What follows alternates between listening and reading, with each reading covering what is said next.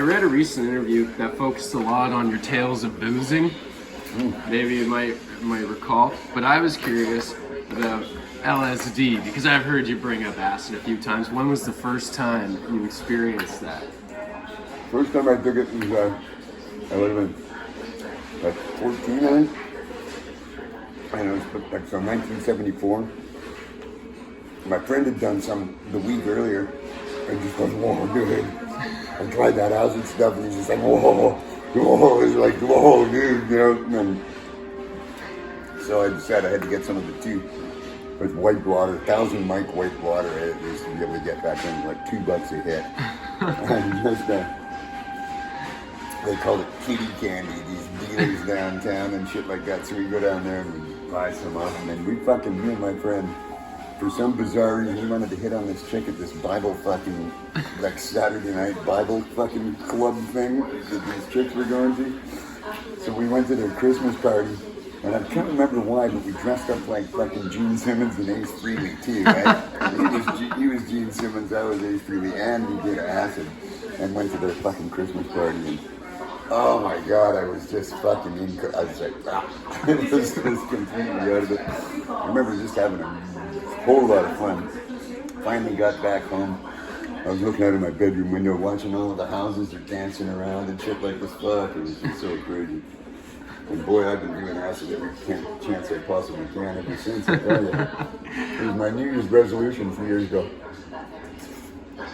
Oh, to do 1,000 hits in a year, right? I was on a pretty good roll. I had a good layout. I got about 350 hits. Which is around Easter time or something like that. So I'm fucking I'm still on the schedule here. And I fucking ran out. My contact dried up, and I just fucking really felt like I let myself down that year. You know?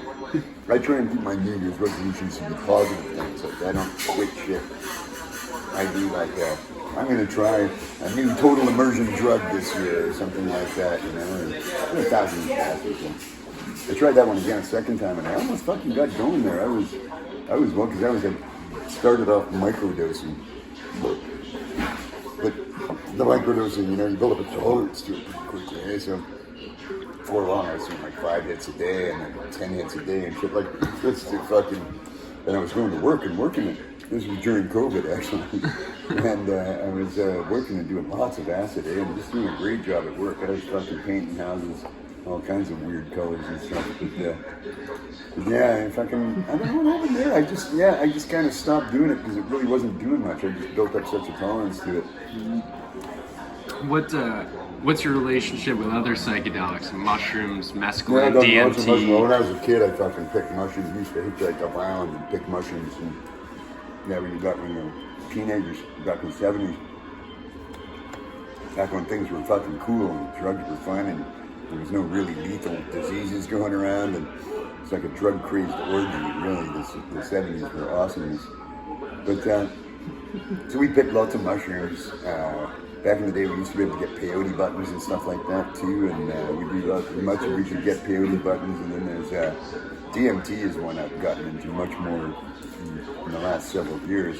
Love that stuff. Fuck, I'll smoke DMT all day long pretty well, you know. And, I've done it handfuls of times, and every time I do it, I feel like I'm totally unprepared to be doing it. Like, it just floors you every fucking time. It does. You gotta relax, eh? And it can be a real head trip sometimes.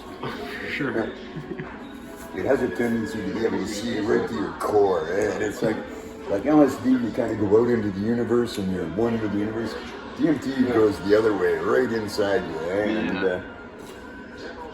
And it can go and find some things that you really don't even want to face yourself, you know, that you don't denying exists in there, and it'll fucking just rub your nose in it sometimes, eh? So you've got to be in a good, accepting headspace and be willing to take what it throws at you and sort of do it graciously.